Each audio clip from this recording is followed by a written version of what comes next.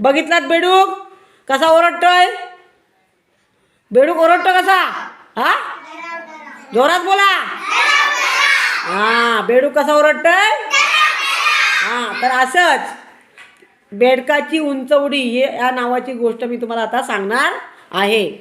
तर एक तलं होतं आणि त्या तल्याच्या जवळ काही छोटे छोटे बेडूक शिवाशिवीचा खेळ खेळत होते. कसला? शिवाशिवीचा खेळ खेळत होते. अगदी दंग झाले होते खेळण्यात. आणि तेवढ्यात अचानक तिथे एक वानर आला. कोण आला? वानर आला आणि त्यांनी त्या तल्यात पाणी प्यायला सुरुवात केली. तो पाणी पित असताना अचानक तिथे एक कुत्रा आला आणि तो कुत्रा त्या वानराच्या अंगावर भुंकायला सुरुवात केली.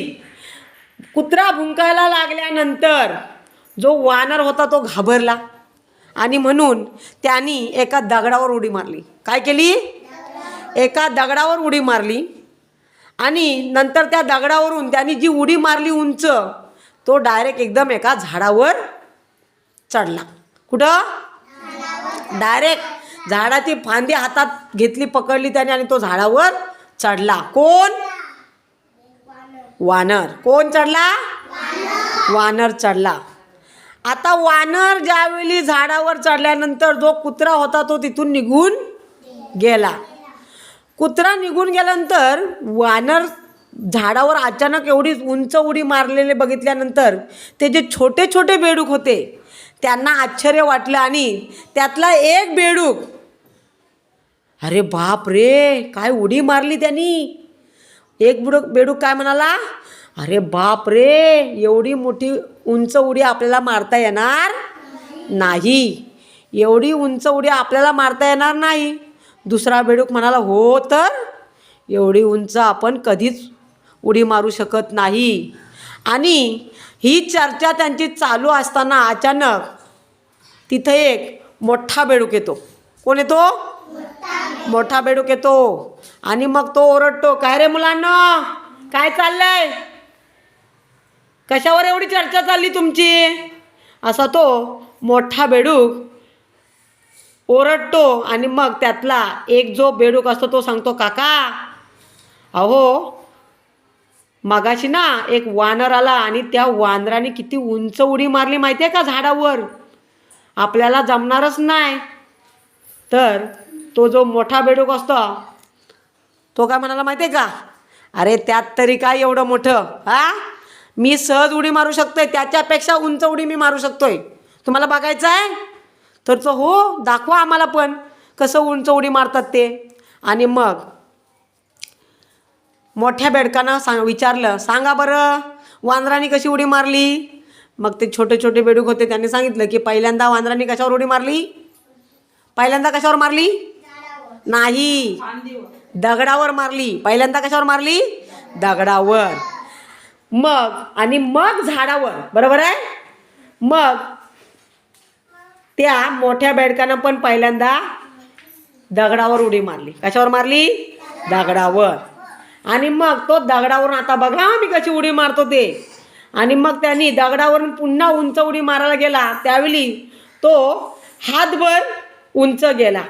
हातभर उंच गेल्यानंतर त्या छोट्या छोट्या बेडकांना आनंद झाला आणि म्हणून त्यांनी काय केल्या? टाळ्या वाजवायला सुरुवात केल्या. हातभर उंच गेला आणि बेडूक पुन्हा खाली आला. बरोबर आहे? थांबा हा, मी म्हणतो पुन्हा आता त्याच्यापेक्षा उंच उडी मारून दाखवतो. आणि मग पुन्हा तो दगडावर उडी मारली त्यांनी बेडकाने आणि आता असं एकदम जोरात त्यांनी उडी मारली. त्याच्यानंतर तो 2 हात उंच गेला. किती? 2 हात. आणि 2 हात उंच गेल्यानंतर त्या छोट्या छोट्या बेडकांना अजून आनंद झाला आणि मग त्याने अगदी जोरजोरात टाळ्या वाजवायला सुरुवात केली.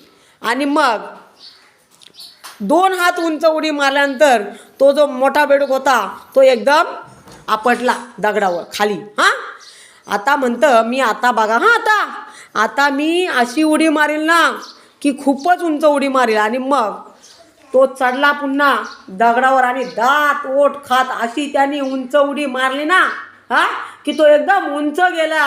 पण नेमकी त्याच वेळी एक घार आकाशातून जात होती उडत उडत.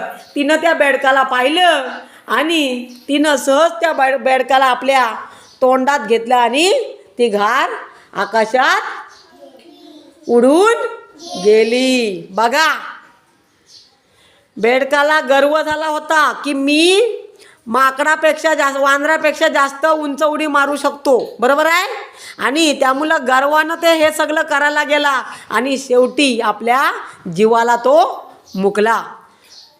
बरोबर आहे. आणि म्हणून या गोष्टीतून काय सांगितलंय की गर्व करायचं नाही. गर्वाचा घर नेहमी कसा असतो? खाली असतो. गर्वाचं घर कसं असतं? खाली. एक म्हण आहे, गर्वाचे घर खाली. तर जास्त गर्व जर तुम्ही केलात, बघा मोठ्या बेडकाला गर्व झाला आणि त्याच्यामुळे शेवटी त्याला आपला जीव गमवावा लागला. समजलं. आणि म्हणून गर्व करायचा नाही. समजली गोष्ट? ओके, थांबा.